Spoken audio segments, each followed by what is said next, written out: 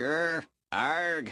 Hello, everyone, and welcome to the season 7 finale of the Mixtape Podcast, a podcast where we review movies from a screenwriter's perspective, but also sometimes from a fan's perspective. Up this week for our season 7 finale, we have the one, the only, the classic, the best, the original Jurassic Park, released in 1993, directed by the amazing Steven Spielberg, written by David Koepp and Michael Crichton, based on the book Jurassic Park, written by Michael Crichton.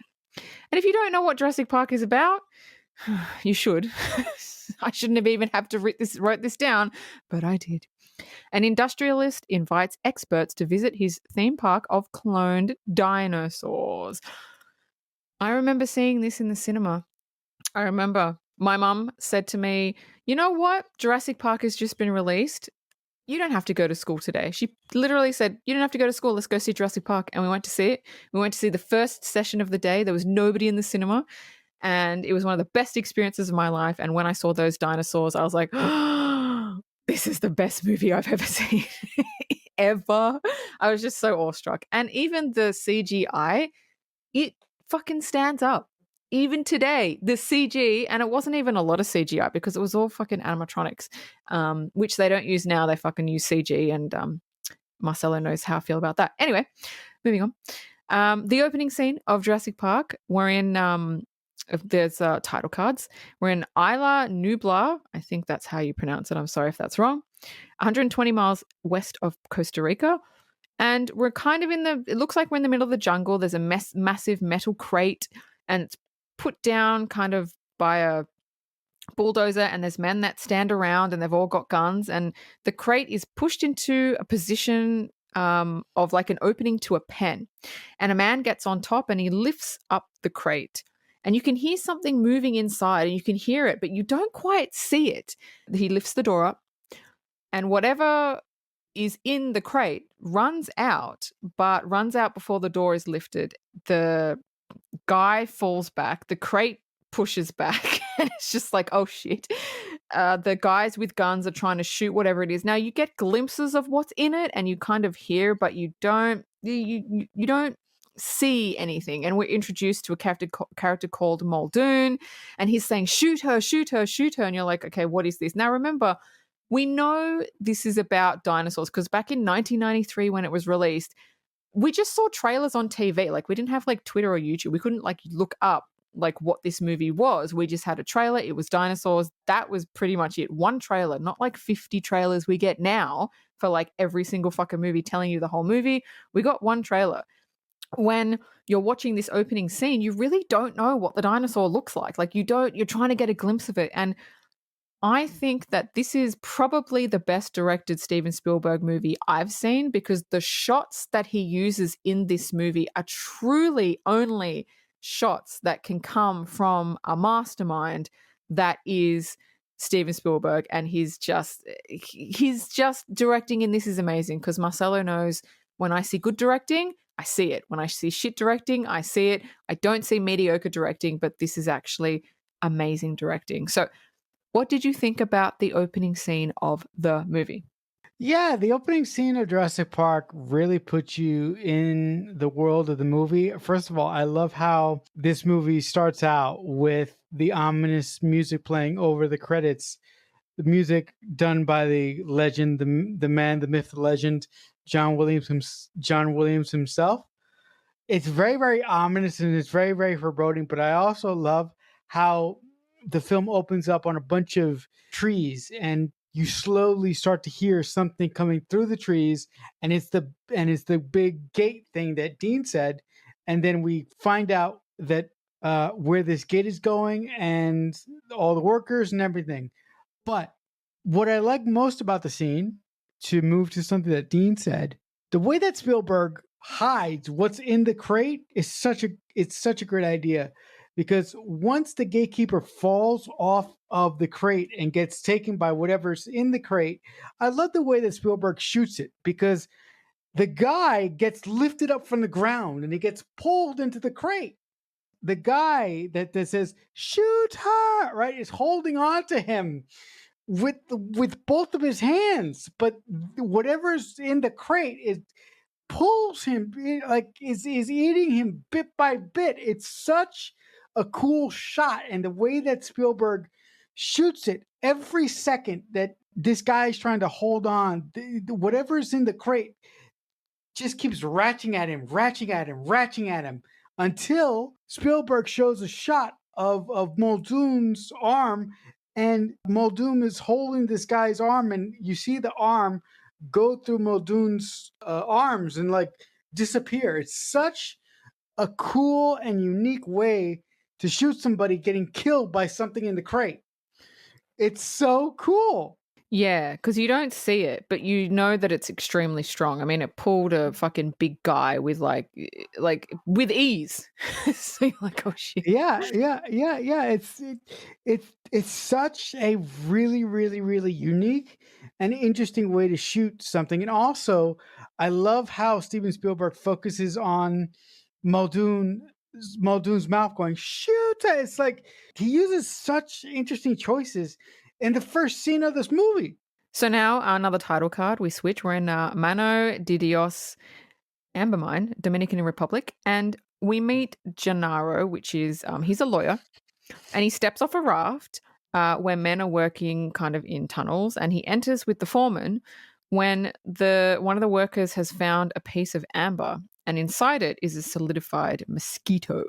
I love this scene because this scene gives you so much exposition because we find out that this site is a mining site for some kind of park that is being constructed. And the reason that the lawyer is there is because he wants to tell this worker guy who knows somebody else that if they don't get somebody in specific to sign off on the validity of the park, that the lawyers who are giving the guy the money to make the park are going to walk away because they need to be assured that whatever is going on at this park is safe and secure for the public as a way to protect their investment. So that's why this lawyer is having this conversation with this digger guy.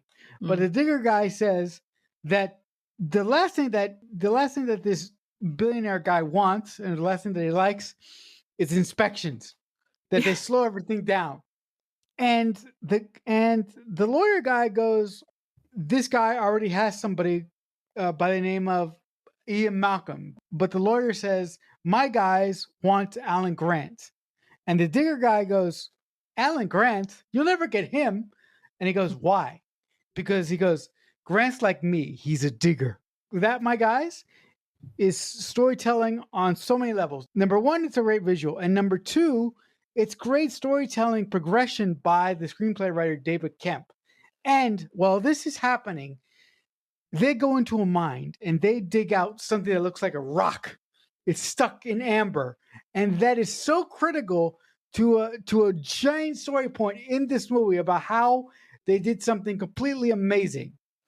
So the next scene, we're in Badlands near Snakewater, Montana, and we meet Dr. Alan Grant and Dr. Ellie Sattler. Alan Grant is a paleontologist. Ellie Sattler is a paleobotanist. They're digging and they find a raptor fossil. And Dr. Grant describes it as likely being able to fly when everyone starts laughing. Now, that's funny because when Jurassic Park was made, they didn't have the correlation between dinosaurs and birds, but 20 years later, paleontologists and archaeologists have actually found that yes, they probably did descend from birds. So Jurassic Park was like they were telling the truth, even when at the time they thought that they were making shit up, but no, that was the truth. Then he explains that they probably descended from birds, and then this little fucking brat kid says they don't look scary, and then Dr. Grant, like Alan, looks at him, and Ellie is just like, oh no, because she knows him, she knows what he's like, because he fucking hates kids. They're little shits, they smell, all this shit, right?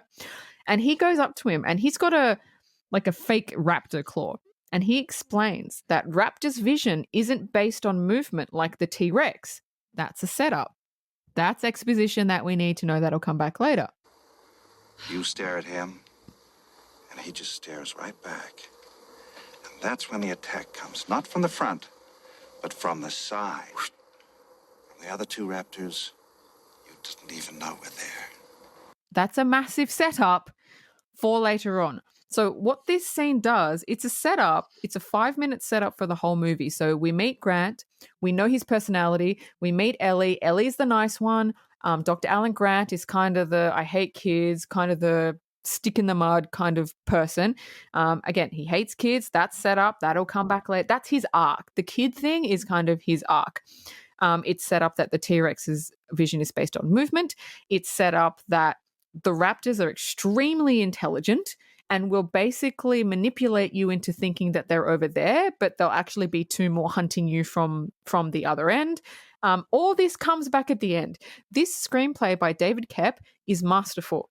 This movie should be shown in screenwriting classes on how to write a screenplay. Everything he writes in this is beautifully set up, beautifully paid off. There's arcs.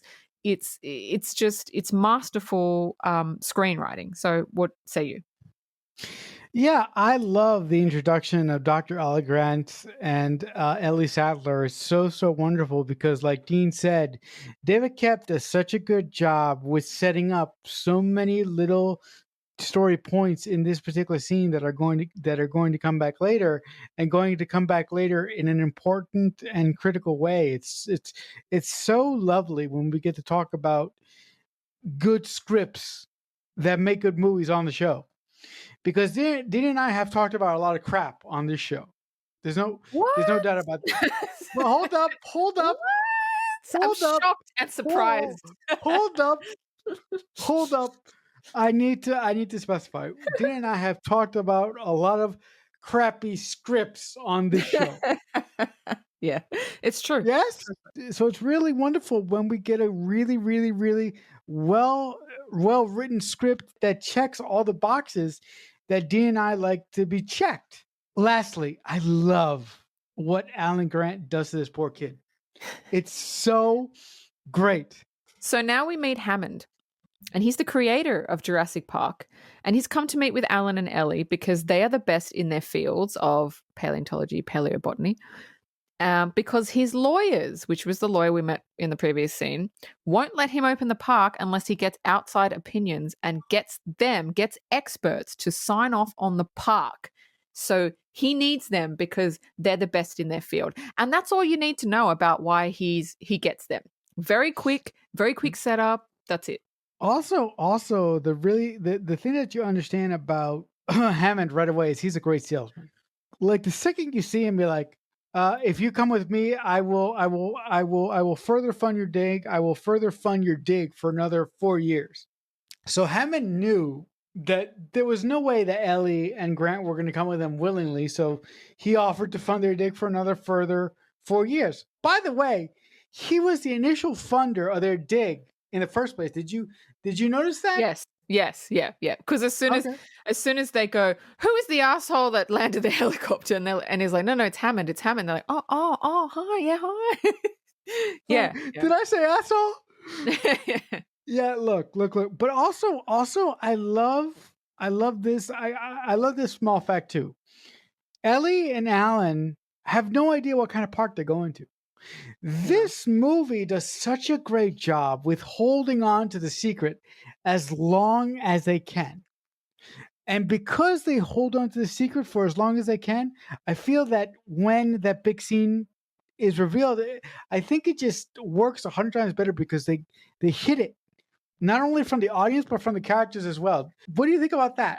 I love that aspect of this movie. You couldn't have picked a better director than Steven Spielberg because he did the same thing with Jaws. You don't see it until the end of the movie. It's all tension. So obviously you see the dinosaurs before the end, but it's such a big build up to when you see, you see the little ones being hatched. Okay, you see the Triceratops, which we'll get to. Before you see the raptors, before you see the T-Rex, you see one shot in particular, which Gene's going to get to, that's just amazing. Yeah, hopefully I hope I wrote it down. Hope I wrote it down. You did. You did because it's big. It's a big moment. Now there's pressure. I'm pressure. I feel pressured now. I mean, if you did not write this down, I'll be shocked. Oh shit. Okay. Fuck. God, I hope I wrote it down.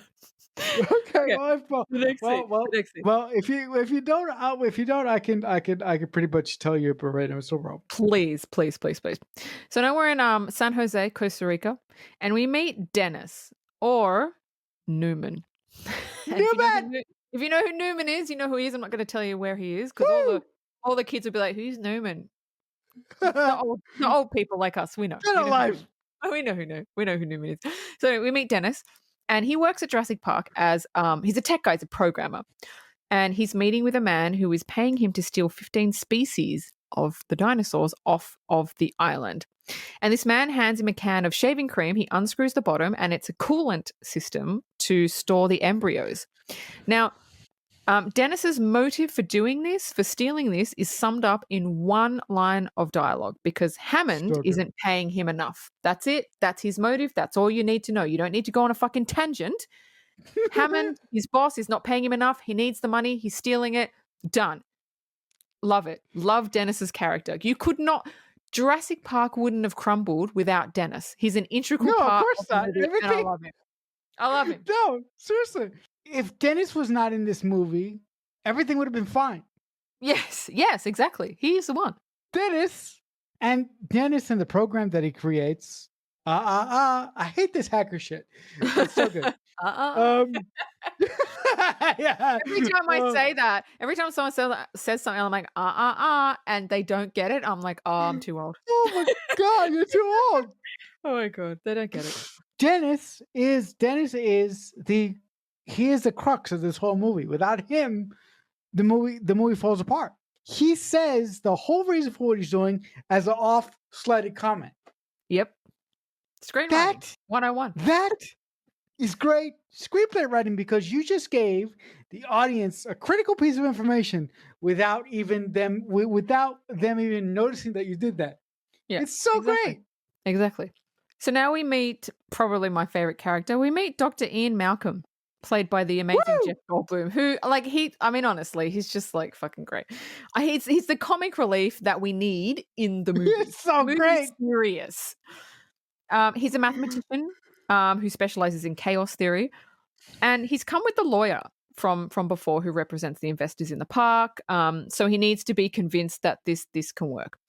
So they land on the island in the helicopter. They've met in the helicopter. They land on the island. They hop in jeeps and they drive to an open field. Now, while they're driving to the open field, there's these huge gates, huge electrified gates, security gates that are 20 feet high that they have to open as they go through. And if you're watching this movie for the first time, you're like, why do they need so much security? There's dinosaurs, but you don't know until you kind of see the dinosaurs. So they get to an open field where they see a brachiosaurus and are basically gobsmacked at the size and that it's really in front of them because Ellie and Alan, they're paleontologists or paleobotanists, right? So they specialize in fossils. So dinosaur fossils, plant fossils, whatever fossils, that's their specialty. And to see dinosaurs, in real life would be a fucking trip. And the way that Sam Neill and Laura Dern play this,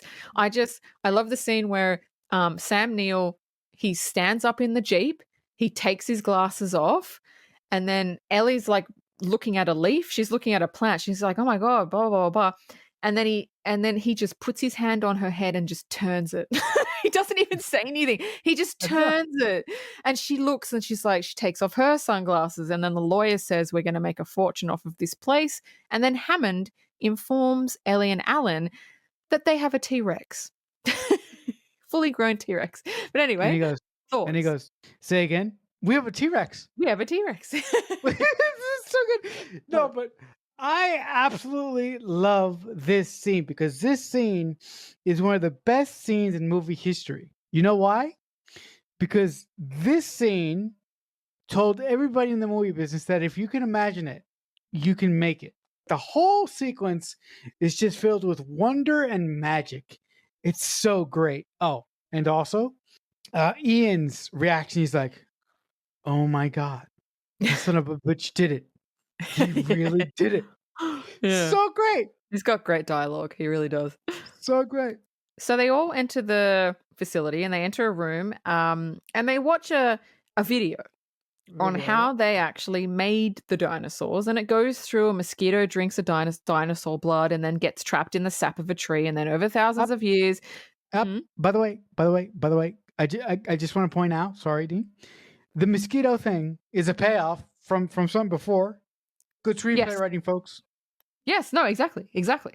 So over thousands of years, the sap hardens and someone finds it and is able to extract the blood from the mosquito, mix it. They mix it with frog DNA because there are certain sequences missing. And then you can kind of create dinosaurs. Now, it's funny because when this movie came out, people were like, oh my God, like, can you do that? Because that sounds like you can do that. Like, because they do find, this is real. You know like what? they do find mosquitoes in sap. They find them. So can you fucking do that, right? Yeah. You know what? The great thing about this movie is that the science seems plausible. The thing is, it's plausible, but it's when the movie came out, because everyone was saying it, scientists actually came out and said, it's plausible, but the problem is there's not enough DNA in mosquitoes to actually clone anything.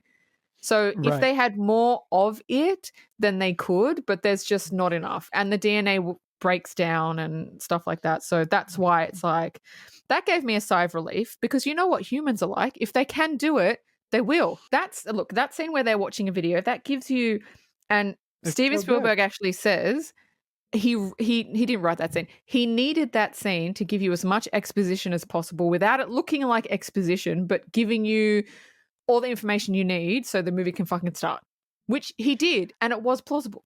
A good writer and a good director will find an interesting way to give you exposition in a way that it doesn't seem like exposition. And that scene seems like such a natural progression as to what they would do once they would get to the park.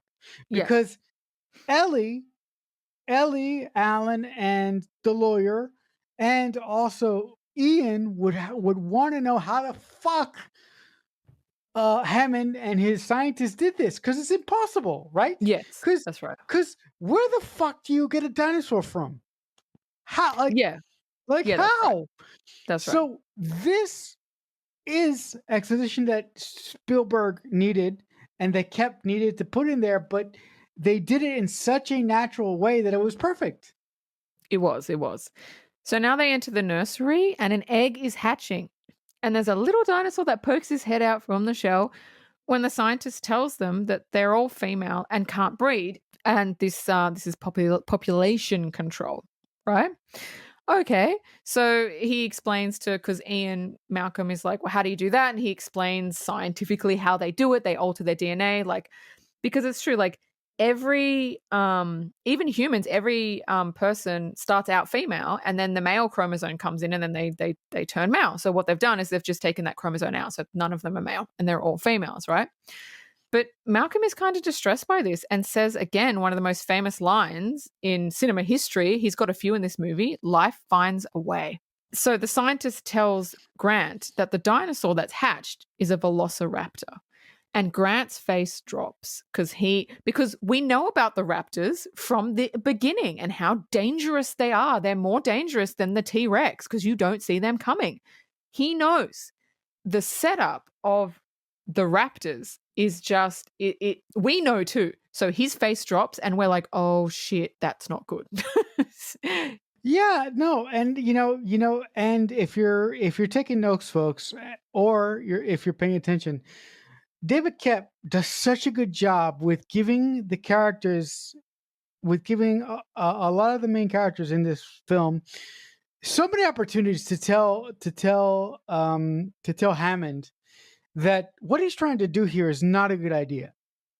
But Hammond is so dead set on making this park work that he doesn't seem to really concerned with the moral quandaries of what he's doing here, and how he is so dead set on making this happen that his scientists were so preoccupied that they could do this great thing that nobody seemed to ask if they should do this great thing. They just tried to slap it on a lunchbox, and before they knew what they had, they are trying to sell it, sell it, sell it, sell it, sell it. Ian has a great speech where he brings up this exact point. Yes, he does. So we go to the raptor pen next. And this scene is filmed beautifully because we can't actually see inside the pen as we're above it, and there's so much brush inside. You can see the trees moving, but you can't see it. And this is masterful writing and masterful screenwriting. And we see a cow is lowered inside, and Hammond's like, oh, it's feeding time. Poor cow.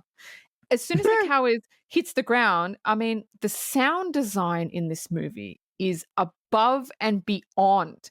Like, you can hear the raptors, you can hear them eating, you can hear them moving through the trees and the bushes and stuff. Like, honestly, this whoever fucking did the sound design for this movie is like masterful. I want him to do every movie. He's so great. So Muldoon approaches, which is the guy from the beginning that said shoot her, and he tells us basically facts about the raptors. Is he Australian? I think he's British. So he tells us the raptors, they have cheetah speed, they're great jumpers, extremely intelligent, even in problem-solving situations. He said they were attacking the fences, but they never attacked the same place twice. They were testing for weaknesses. Just by him saying that covers literally everything they're going to do. So at the end of the movie, when obviously the raptors are out and they start doing things, and maybe people will be sitting there going, oh, how does a dinosaur know how to open a door right? He's already set it up that they can do it. Like, so you're not questioning shit. He's set up that they're highly intelligent, and if they see someone doing something, they can kind of replicate it, which is like highly, highly intelligent. But anyway, thoughts about that scene? I actually love this scene for two various reasons. First, the cow being lowered into the pen and the sound design and the dinosaur eating. There's this horrible scream, and then there's like and it's just awful. It sounds so terrifying. Like, it is so well done and it's so terrifying. But the other thing that I love about the scene is, like Dean said, everything that Muldoon says about what raptors can do comes back later. So the scene is directed masterfully by the man, the myth, legend, Spielberg. But the exposition given to us by David Kemp is so well fed out, and it's so well done. It's exposition, but it's exposition that is natural exposition. It doesn't stick out. It just fits. This script is so well written. Every time I watch this movie, I sit there going, "Oh wow, I love this script. I love it." So now we're at lunch, and Malcolm has a massive issue with what Hammond is doing and has this whole speech and says the other iconic line, your scientists were so preoccupied with whether or not they could, they didn't stop to think if they should. Dinosaurs had their shot and nature selected them for extinction. He's not fucking wrong. And Grant and Ellie kind of agree with him. Like, they're very, very skeptical as well because it's a bad effing idea. It is just fucking bad. But anyway, thoughts on that scene? I love that scene because here's the thing. Ian Malcolm is like the moral center of this whole movie. Would you agree with that? Yes, yep. And I love how he seems to be how he, like, at first seems to be the one that is bringing the psychological debate to whether or not this is the right thing to do. And I love it. I love that Hammond, for some reason, is sort of like sidestepping everything that Ian Malcolm is saying, and he tries to get Grant to say something, but Grant just basically says, "Well, there's so many questions," and Grant says something to the effect of, if you bring a dinosaur that lived 1,000 years ago, you can't predict what they're going to do, right? He says So dinosaurs lived 65 million years ago, right? Without us. And then we came along. Like, what's going to happen if you put us living at the same time period as dinosaurs? Right. And then Ellie says something. She goes, you have plants in this building that are poisonous. but you Mhm. but you pick them out because you think they look pretty. So that tells me that a lot of people in this operation are just doing shit without thinking about the moral implications of what they're fucking doing. Yes. Yeah. Which goes into exactly what what Ian just said a couple seconds Yeah. ago. Yeah.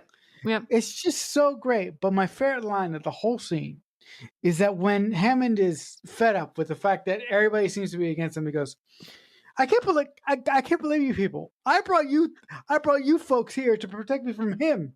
And the only one that I got on my side is his blood sucking lawyer. It's such a good scene. So now we meet Hammond's grandkids, Tim and Lex. And they are probably the only kids in movies that don't give me the shits. They're okay. They're not annoying. Do you know why? Why? Do you know why these kids are not annoying? Because No. listen, listen, folks. If this movie was directed by anybody else, this movie would have probably been awful. Mm. But because it was directed by the master, it's great. Alan Grant, he doesn't like kids. Remember, he hates kids. And Tim keeps following Alan Grant around because he's going, I read your book, and he's asking him all these questions, and Alan is just trying to get the fuck away from this kid. Like, God, but he's trying to be nice about it. And he's like, which car are you gonna be in? And Tim is like, whichever one you're in. And Grant's like, okay. So he walks up to one of the cars, he opens the door, Tim gets in, and he just shuts the door and he walks to the other car. Oh, poor kid. And then he bumps into Lex, which is the older sister of Tim.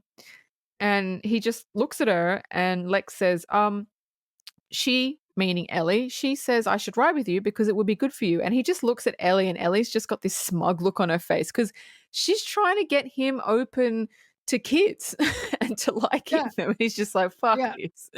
Because little known fat guys, they're together and she wants to have kids. Yeah, exactly. So what do you think about the scene? It's such a great scene. And you know what? I love how excited Tim is to meet Alan, and the way that he's talking about his book, and the way that he's asking him, a million fucking questions, a question per minute, because it's something that a kid would do if they meet their idol. It's so great. But I love the scene when Tim climbs into the Ford Explorer and Alan closes the door on his face while Tim is still talking. I love it. So now we're in the control room of Jurassic Park. And they see a storm coming, but they're kind of hoping it will like move in another direction as it gets closer, because so they don't want to cancel the tour yet. And then Samuel L. Jackson, which has a small role in it, but an awesome role. He says the iconic line, hold on to your butts, and initiates the tour. And it's all automated from the control room. There's cameras inside the car, there's cameras outside so they can see what's going on. If there's any problems, they can see. So the cars begin to move on the tracks. And in one of the cars, we've got the lawyer, Tim and Lex. And in the other car, we've got Ellie, Grant, and Malcolm. So, thoughts? I love the beginning of the tour because, listen, when you were first watching this movie, did you think that you're going to see so many dinosaurs on a tour? So many. It's just a great way to ratchet up the storytelling and the tension in this movie. Because seriously, folks, when you're watching this movie for the first time, you are thinking that nothing is going to go wrong. So do you know what? You know what I thought? Like, they have a Jurassic Park ride at Universal, and I always think, like, why don't you make the ride like the movie? Like, you get in cars and you're on a track, and it's like you go through the dinosaurs and then you see the T-Rex instead of a fucking roller coaster, which is what it is.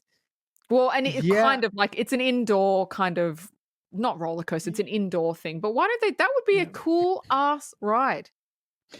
Yeah, listen, I've been on that ride, and I love that ride. But also, I really like your idea. It should have been more like the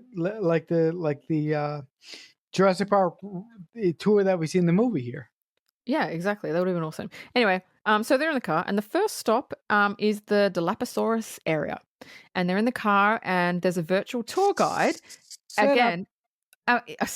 a big setup. There's a virtual tour guide that says facts about the dinosaurs, which is such an ingenious way of exposition. But that makes sense. It makes sense.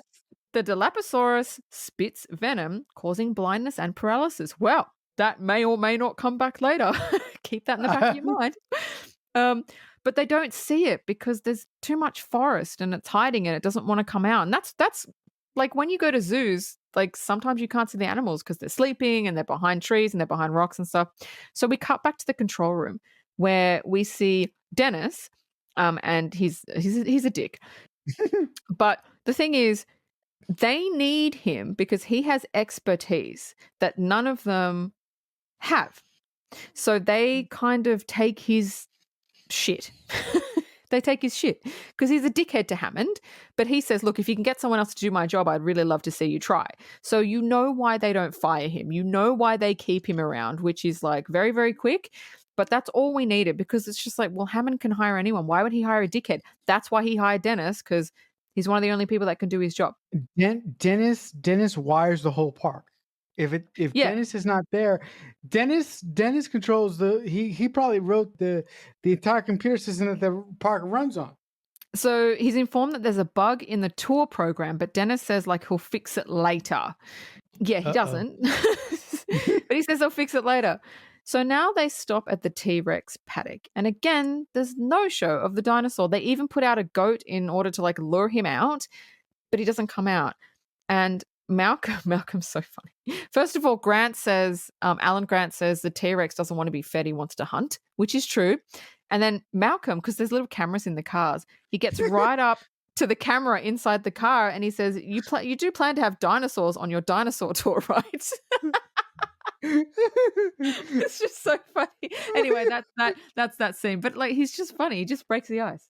But also the reverse shot of that is Hammond looking at Ian saying that, going, Hammond goes, "Oh, I really hate that man." Yeah. So the next scene is the cars start moving again because T-Rex is no show, and Grant hears a noise, and then he gets out of the car, followed by Ellie, and then everybody else, and they soon come across a sick Triceratops, and Ellie examines it and sees that it's suffering from some sort of toxin, but can't really find the cause. And then they cut to the control room and the storm is coming in.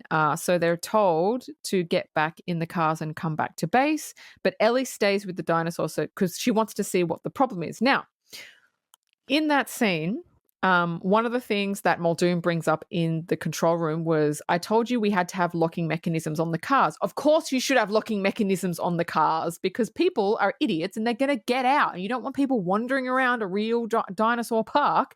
They should have locked the doors. But if they lock the doors, and maybe there's no fucking movie. And there's a reason why Ellie stays behind, because they need to be separated. Now, the funny thing is, when Ellie's examining the Triceratops, the guy there, like the vet or whoever he is, she's like, I need to examine its poo, right? And then Malcolm, there's just this shot of this giant mound of shit. That is one big pile of shit. And Ellie's digging through it, trying to find something. And then Malcolm's like, you will wash your hands before you eat anything. So funny. But anyway, that's that whole scene. But also that scene really, really feeds into the fact that Ellie is a paleobotanist, because the Triceratops is sick because of something that she eats. So Ellie is examining the plants. It leads into it leads into her strengths as a character. Everything that David Koepp does in this script, like Dean and I have said, is all set up. Even the fucking goat that was put out there for the fucking T-Rex to eat comes back later. Even that damn goat is a setup. So now we're back in the control room, and Dennis speaks with someone at the docks, and he tells him he's got 15 minutes to get to the samples. That's the dock master. Yeah. So he's got 15 minutes to get the samples and to drive all the way to the docks and to give this guy the samples so he can get it on the next boat, right? So Dennis doesn't know if he's going to have enough time because he needs at least 20 minutes. He's already timed it. And he stands up and he tells Hammond, like he's sweating. He goes, listen, I'm debugging the system. So there may be some minor systems that might go on and off while it's running, but like it's totally fine. It's totally normal. Does anyone want a Coke? I want a Coke. Does anyone want anything from the machine? Like, as if they can't tell he's fucking like wigging out. So Dennis is basically puts a timer on the computer and his wristwatch for 15 minutes because that's how long the system is going to go down for. And then Dennis times the security cameras to go off and then goes into cold storage and steals the dino embryos. That's that scene. I love this scene so much because when Dennis is talking to the doc master, it's such a good shot because Spielberg shoots Dennis like up close, right? He doesn't really give Dennis a lot of room. You're like you really see his pores while he's having the conversation with the doc master, and like Dean said when he talks to Hammond and everybody in the control room, he's sweating his ass off, and he goes, "I just love the way he goes." I'm gonna go to the vending machine to get a soda or something. I'm craving something salty. I don't know. I just love the way that he says it. It's just great. Dennis leaves, and all the security fences start failing all over the park. And we cut to Dennis. Shit! Yeah, oh shit. But then Muldoon says, "Are the raptor fences still on?" And Sam Jackson is like, "Yeah, they're still on." That's the only one he's worried about because that's the only one really you should be worried about. So we cut to Dennis in the Jeep and the storm is hit and it's pissing down with rain. And he has to get to the docks and he's pushing through all the security gates, which is why he had to turn off the fences, right? So he's just pushing through them all. And he hits, there's a marker. It's a massive, massive storm. There's a marker that says points in a direction, docks this way. Now, he's driving so fast that he slams the brakes on because he can't see and he hits the marker. And the marker swivels and now he doesn't know which way the docks are. This will be his demise, folks. No. I don't think this is his demise. I think what he does next is his demise because it's so stupid. Why? Like it's so stupid. It's so dumb.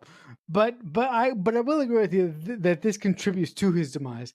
And I also like that as he's going through the dates, as he's going through all the gates, he has to get out of the car and physically switch the gates with a release mechanism. I like that little tip of the cap there put in by David Koepp and Michael Crichton, who also co-wrote the script. We're giving Koepp a lot of credit, but Michael Crichton also co-wrote the script as well, so he deserves some love too. So this is a big scene. All right. Should I take a drink first? No. I think I'm all right. The cars stop outside the T-Rex paddock because everything's gone down and the cars are on the track. So all the electricity is gone. And it's pissing down and it's raining and they're just sitting in the car. This might be one of the best scenes in the entire film, bar one. This is definitely my top 2 favorite scenes. I'll get to the next one when we get to it.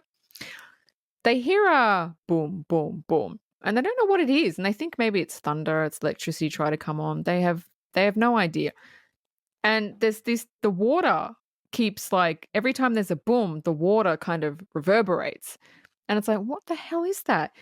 And then we see the claw of the T-Rex, just the claw. And he pulls down the fucking things. He pulls down the electricity, the what do you call it? The fences. He pulls down the fences. And then we kind of see the T-Rex, and the way that it is filmed is beautiful. The sound design is epic. The DOP and the editing is epic. The lawyer gets freaked the fuck out and he runs to the nearby toilet, leaving the kids alone in the car. Lex grabs a flashlight, thus getting the T-Rex's attention, and Malcolm and Grant are completely still in the car because T-Rex's vision is based on movement, which was set up before, but the kids don't know that. Alan knows that. So the T-Rex tries to get into the car with the kids because they've got the flashlight, and Tim is like, turn it off. And she's like, I'm sorry, I don't know how to turn it off. And it's just the fucking tense scene. Grant ends up finding a flare in the car, gets out of the car, gets the T-Rex's attention, and then throws it in another direction but remains completely still. And the T-Rex kind of goes for the thing, like the flare. But then Malcolm grabs the flare, but he doesn't know how to do it. So the T-Rex chases him. unveiling all the way to the bathroom. The T-Rex kind of demolishes the bathroom. The lawyer's on the toilet, and we get the iconic scene of the T-Rex eating the lawyer that's on the toilet. Grant goes over to the kids who are trapped under the car. He grabs Lex and then rappels down to the T-Rex paddock while the T-Rex pushes the car off the ridge with Tim trapped in it. That's a bit, I mean, obviously there's a lot of little things that I missed out on, but that's basically the crux of the scene. It's one of the best scenes in the movie. It's the first time you see a dinosaur in all its glory and you see the T-Rex. And for those people that don't know, that T-Rex was actually that big. That was not CG. That was all animatronic, and they don't do it like that anymore. And it was phenomenal. Loved it. Guys, you don't understand how many things had to go right for that to work. First of all, that thing was built by Stan Winston, the legendary Stan Winston, may he rest in peace. The lighting had to be so perfect for that thing to work. But listen, I love that scene. But the favorite thing that I love about the scene is that you're right. The kids don't know how the kids weren't there when Alan said all that exposition to us to let us know what works with a dinosaur and what doesn't. But I'm kind of excited. I kind of have a small issue with that scene. Tim should know that about these fucking dinosaurs because he reads dinosaur books. So why didn't he know that's something that you don't do? Flashlighting a dinosaur's eye like that. Well, he was trying to tell her to turn it off, though. That's right, he was. So okay, I'll give him that. But I do love the moment when the dinosaur does notice that the kids are in the car, and the dinosaur breaks the glass on the top of the car, and Steven Spielberg switches to a shot of Lexi screaming her ass off, and you have the kids lying back on they're holding up the glass that the dinosaur just broke. It's such a great shot. It's so terrifying because these kids are protected by one sheet of glass. If the glass wasn't there, they would be dead. Yep. I love that shot, but the scene is so great. So now we're back at the control room, and Ellie is there because she was with the Triceratops, so she's come back alone. She doesn't know there's a problem. And they find that Dennis is the problem. Dennis has done this. They don't know why he's done this, but they've done it. And they needed to get Jurassic Park back online, but they have to go through 2 million lines of code in order to do it. Hammond asks Muldoon to go get his grandkids, and Ellie goes with him. And Sam Jackson tells Hammond that he can't get Jurassic Park back online without Dennis. So, problem. I love that scene because when Samuel Jackson goes over to Dennis's workstation, he goes, "Such a slob," and then he does little hacker things. He goes, and then you hear it, and he goes, "Please, I hate this hacker bullshit. I hate this shit. I love it. I love it. I love it. I love it. I love it. I absolutely fucking love the scene so much." I love it too. So we're back with Dennis, and he's bogged his Jeep because it's raining and there's mud. And he gets out of the car and he walks down a little ravine thingy, and he ties the front of the Jeep off to a tree. And he comes face to face with a Dilophosaurus, which was the first dinosaur on the tour that we never saw, but we learned some vital information about it, right? So Dennis doesn't feel like he's a threat. This dinosaur is a threat. This is Dennis's downfall. This is where he fucked up. Yeah. So he's like, "Oh, you're not so bad. I thought you were one of your big brothers." And he tries to get a stick and make it go fetch and stuff. He goes, "Oh, you're stupid." So he doesn't even care. He's like, whatever. Even a little dinosaur is a threat. Like, he's so fucking dumb. He goes to walk up the ravine back to his Jeep, and the thing keeps following him. And he turns around. As he turns around, this thing, like, this Dilophosaurus has this thing, and it fans out around its face, and it makes this like blood curdling like fucking noise, and he spits this goo into Dennis's eyes. And we know that the goo, the venom, blinds you and causes paralysis because it was set up before. Now he can't see. He slips. The shaver cream full of the fucking embryos falls from his jacket and falls down this little fucking waterfall thingy. He manages to get in the Jeep, but the dinosaur is already in there, and he gets dead by Dennis. Dennis is dead. Yeah, but the thing that, first of all, as a kid, the scene scared the shit out of me. As a Me too. It as scares me a now. yeah, as a kid, I cannot, I couldn't watch the scene. As an adult, I can, but every time the scene came up in the movie, I always fast forwarded. I couldn't watch it. But also the great thing that Spielberg does is that he shows the barbasol can falling into the water outside the car, but you see the dinosaur eating Dennis in the car. You don't see it, but you actually see it from the outside of the car, and the car is being moved, and you hear it. It's awful. It's fantastic. Again, like Dean said, like Dean said before, the guy who did the sound design for this movie deserves all the awards because the sound design is so great. We're back with Alan Grant, and he sees the car that Tim is in, but the car is in the trees. And so he climbs up, grabs Tim, but the car is unsteady and begins to fall. Now, this is masterful directing. The shots that he uses, it's such an intense scene when he's trying to climb down the tree because the car is slipping. And so Alan and Tim quickly climb down the tree. And it's tense because the car keeps getting caught in the trees. And just when you think the car's going to hit them, it doesn't. But the shots that Steven uses is So good. masterful. And right before it hits them, like they get to the ground and they kind of take a couple of steps forward and then the car crashes, but it crashes in a way that they're in the car again, but it doesn't hurt them. I don't know. I can't explain it, but it's great. It's fantastic. They survive, but it's fucking tense. Yeah, the thing that really instigates the scene when Alan goes up to the car when Alan goes up the tree to get Tim out of the car, when Tim goes over to Alan to get down, he moves the wheel. That's what causes the car to go down the fucking tree. Yes, that's true. Yeah, but the way that Spielberg directed it is so good because you see Alan and Tim racing down this fucking massive tree, and as they're racing down the tree, the car is coming down after them as well. So it's just a great scene. And when they hit the ground, like Dean said, the car hits the ground almost at the same time that they do, and it goes, boom. So great. So now we're back with Ellie and Muldoon, and they get to the T-Rex paddock. And they obviously find the T-Rex has escaped. They find Malcolm. He's injured, but he's alive. And the other car has gone over the ridge. So she sees footsteps leading away from the fallen car. So she knows that somebody has survived the fall in the car. Ellie and Muldoon, I love this shot. Ellie and Muldoon, they race back to the Jeep because Malcolm is in the Jeep and he's like, come on. And they run, and right behind them is the T-Rex. And they jump in and the T-Rex chases the car. And it is an awesome scene because Laura Dern plays this so well. Like there is a shot of her of her screaming. And I'm like, oh my God. She sells that shit. She sells it. Yeah, but also she's fucking screaming at the top of the lungs. She's terrified. Malcolm is terrified, but she falls back on the fucking stick shift. So Muldoon's like, Yeah, get out.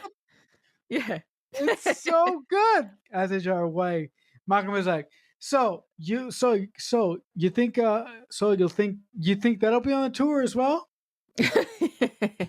Also, I just have to say, when they first get there to find Malcolm, Muldoon gets out of the car and he goes, and Ellie goes, "What'd you find?" He goes, "Oh, I think I found the rest of Gennaro." Yeah, the lawyer. Yes, the lawyer. So Alan and the kids climb into some high trees just to rest, and you can see he's warming up to them. He's not as annoyed by them. You can see he wants to kind of protect them. That's his job. He's to liking make sure them. He's liking them because I find kids irritating, but some of them are not. So these kids are not annoying. They're not. So he's coming around because of their personalities, and that's a stepping stone to his arc. So that was that scene. You know what makes Tim and Lexi so good? They're lovable. Yeah, they're not annoying.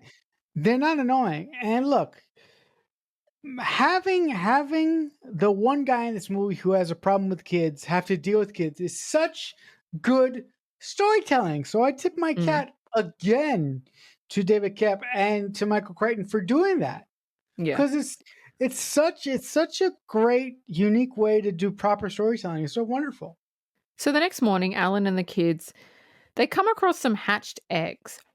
But they're not, the dinosaurs can't breed because they're all females. So Alan is kind of like, so they did find a way to breed. And the reason they found a way is because in the beginning, when they say that they had to put frog DNA in with the dinosaur DNA because there was like missing links, frogs can switch their sexes from male to female whenever they want. That's what's in the movie, and that's why they were able to breed. So we see little footsteps heading away from the eggs, so we know that they're fine, whatever species they are. And it's all now. This is the only thing I kind of thought that the screenwriter fell short of. It's revealed very haphazardly that Lex is a hacker. Although there should have been, it should have been brought up earlier. It was just one throwaway thing because she's going to do something at the end that kind of saves everybody. But it should have been set up right from the beginning that that's what she should have done. I felt like it was just inserted in there. I didn't like that. Yeah. You know what? I feel that that's the one area that David Camp and Michael Crichton could have done a little bit more with. Like, if Lexi had a relationship with Dennis, that would make more sense. Like if Lexi was obsessed with Dennis because she revered him as a hacker, yeah, that or revered him as a programmer, that could have added more tension between Dennis, Hammond, and Lexi, right? You know what I would have liked to see her do when they first get in the Jeeps to go on the tour, there's little TVs in there. She could have hacked the TVs. She could have had, like, if something was wrong with it, like something like there was a glitch in it, she could have hacked it and gone, okay, I fixed it. That would have shown that she could have. You know what? She's a hacker. You know what? She could have locked the doors. Yeah, there should have been more of a setup to that. That was a throwaway comment, I think. So now we're back in the control room, and Sam Jackson. Arnold, that's his name in the movie. They need to reboot the system. Yeah, they need to reboot the system to get everything to work again.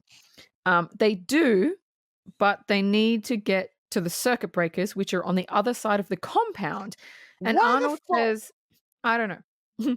Arnold says he will go and reboot them. Why the fuck would you put the circuit breakers on the other side of the fucking island when in the control room we have everything? Movie magic. I don't know. Or I say it every episode, guys, and this is my time. Writer's convenience. I know. I don't have a problem with it because it should have been closer, but it's set up for like a fucking tense ass scene. Oh yes. So I like it. So now we're back with Alan and the kids, and they're walking in an open field, and they come across a flock of gallimimus flocking towards them. And so they run with them. I love this scene because, again, the graphics, they hold up. It just looks like they're running with dinosaurs. It's just and he uses all these wide shots, and it just looks really, really cool. When a T-Rex comes and grabs one and eats it, it's just a cool, like, does it push the story forward? Like, not really, but it's just visually, it's really, really cool. But also, folks, you have to remember that this movie was made in the early 90s. What was done in this movie when it came out? Nobody had ever seen effects like this ever in movies. Never. And also, this effects team, all these effects were responsible for a little fucking team called ILM. So Ellie, Muldoon, Hammond, and Malcolm are waiting for Arnold to get back because he said he would reboot the system, but he said it would take him 3 minutes. Now, he's been a while, and so we kind of know what's going on, what's happened. So Ellie and Muldoon, you dead. Ellie and Muldoon gear up to find him and to turn the breakers back on. As soon as Ellie and Muldoon step outside, they see the raptors have escaped the pen. And you're just like, oh, that's bad. That's really bad. So Ellie says she sees the shed because the shed really isn't that far away. But when you've got escaped dinosaurs, it is far. So Ellie says she sees the shed, and if they run, they can make it. And Muldoon says they can't because they're being hunted. And Ellie's like, oh, shit. Oh, shit. So Muldoon tells her to run as fast as she can, because he has the raptor in his sights. And she does, and she makes it to the shed. It's such a good scene, but also I love the way that this scene leads into something else in a couple of moments with Muldoon, and I love it. I love the way that it picks up a hat on the ground that was set up early that was set up way early in the film with Alan talking to a kid. Yep. So now we're back with Alan, Tim, and Lex, and they get to the perimeter fence and have to climb it. This is so dumb. I like it. I like it. But you know what? It's so dumb because Tim held on too long. That's the only thing that I don't like about it. No, that's true. That's true. Meanwhile, so they have to climb over the perimeter fence. Meanwhile, Ellie is turning on the power. She's reached the breakers. The switches. It's the switches. Alan and Lex make it, but Tim is on the fence. Is still on the fence when it gets turned on. Now, the reason he's still holding on is because he slipped, and now he's frozen in fear. He's absolutely, totally like frozen, and so that's why he won't move. And now we switch back to Ellie, and when she says, "Okay, we're back in business," and then an arm comes out, and it's Arnold's arm, and she's like, "Oh, Mr. Arnold," and then she turns around, and it's his severed arm, so he's dead. And then a raptor comes out right behind her, fucking out of nowhere, at Ellie, and she runs, and she's being chased by the raptor, and narrowly escapes the shed, which is a really, really awesome scene. Yeah, no, I really like the scene because it's just so great. By the way, Ellie turns on these switches in the most dramatic way possible. So dramatic. So dramatic. But I love it. I love it. So we're back with Muldoon, and he's hunting the raptor, and he has her in his sights, and he's sweating, and there's a lot of close-ups, and he's got the gun. He's got her right there when another raptor comes out from the side. And before the raptor jumps him, you get the iconic line. Clever girl.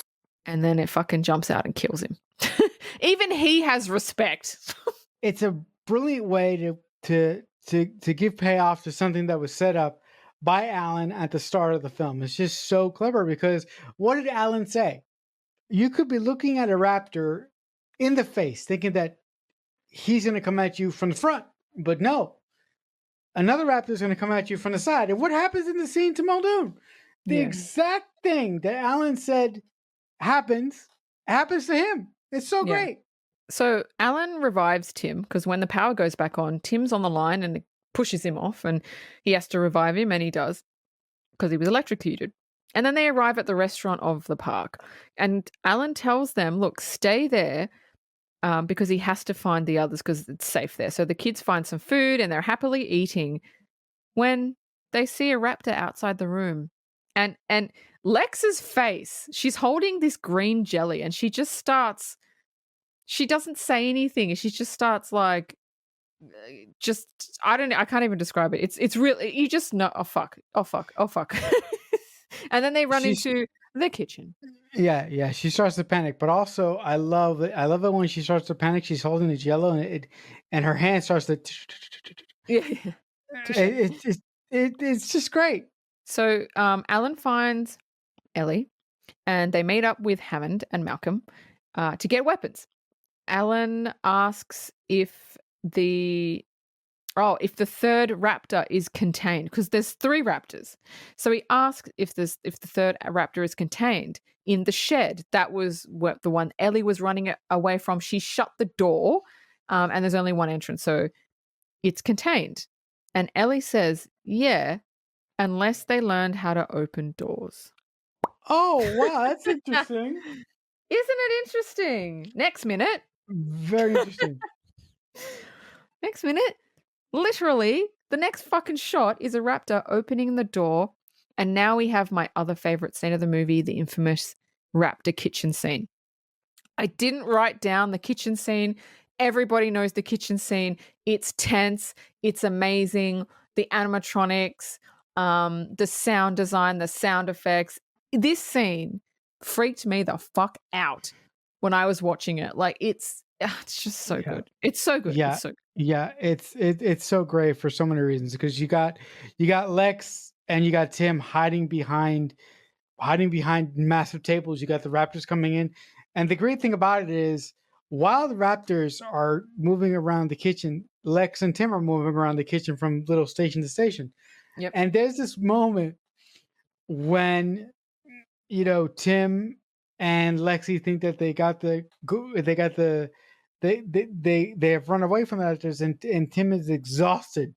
He's just like he's got nothing left, and Lexi grabs him and she thrusts him to another part. It's just so cool. It's just such a fantastic, iconic scene. So I found something interesting in that scene. The sound designer of that scene actually posted a video of how he How got he the did it. sounds of the raptors specifically in the kitchen scene. The sounds that the raptors make. This is how important sound design is, right? So the kitchen scene, all the sounds, the snarling and the growling and the calling to the other raptor. This is what it is. It is a mixture of a tortoise, an African crane, a horse, a dog, a goose, human vocal, a walrus, and a dolphin.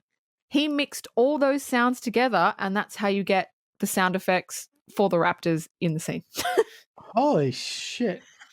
I know that I know that the T-Rex is a pitched up lion sound. I know that, but I did not know that about the raptors though. The T-Rex is a mixture of. Oh, it's a mixture. It's a mixture of a whale, an alligator, a lion, and a baby elephant. That's the roar of the T-Rex. Wow, guys, Important sound design. guys, if you had no idea how important sound designers are and how important Foley artists are, now you know. Now you know. Oh, So, and yeah. and by the way, guys, every movie that you've seen ever has to have sounds specifically made for that movie. It's not like there's a library of sounds that they can just go to. Especially sounds that Don't exist. Don't exist. Yes, don't exist. They have to make them up. And the sounds of the raptors and the sounds of the T-Rex, it sounds like that's what they would sound like. Like, that's how crazy it is. So this is pretty much the last bit of the movie. The kids race out of the kitchen after kind of dodging the raptors. They bump into Alan Grant and Ellie, and they get to the control room, and the system needs to be rebooted to get everything up and running. But then a raptor tries to get inside. Alan and Ellie are fucking at the door. They're trying to, because the controls, the locking is not working. Lex gets on the computer and basically reboots the system, thus turning all the locks on and all the fencing and everything's turned back on.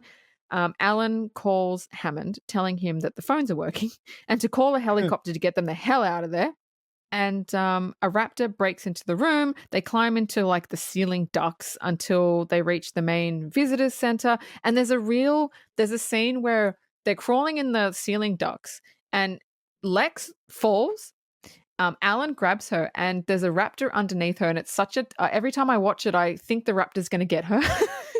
He pulls her up, but as he pulls her up, the raptor jumps up and the raptor narrowly misses Lex's leg. And I'm like, oh my God. I've seen this movie so many times. And even that scene is fucking tense. The effects in this movie hold up because they're so good. Oh yeah. They're amazing. They reach the main visitors center, which is where they entered in the first part of the movie. The raptors are still chasing them. They corner them when the T-Rex comes in and basically saves them, unintentionally saves them. They race out when Hammond and Malcolm drive up and Grant says, after careful consideration, I've decided not to endorse your park. And Hammond goes, so have I. Thoughts? Listen, this third act is so good. I mean, seeing our main characters go back to the visitor center where they came in at the start of the movie, see Lex fall through the roof and almost get eaten by a raptor, seeing the T-Rex unintentionally help out our main characters, and seeing them run out of the visitor center, go into the Jeeps and drive off is such a good scene. So the last scene of the movie, they're all in the helicopter and they're all tired as fuck. And Hammond is just devastated. But this wouldn't have happened if Dennis didn't do what he did. Hammond would have had a park that worked. It was It's all only Dennis that was the problem. Yes, it's all Dennis's fault. It's all It Newman's fault. is. It's all Newman's fault. Newman. It's all Newman. Newman's fault. So Ellie looks across at Grant, who's sitting opposite, and both Tim and Lex have fallen asleep on him. And she smiles at him, knowing that he's changed. And he has, because even he doesn't mind. They trust him, they like him, and that's his... Look, Alan Grant didn't have to have an arc, because this movie was more about the dinosaurs, but they put an arc in for him, and I liked it. And that was the end. Alan Grant's arc in this movie.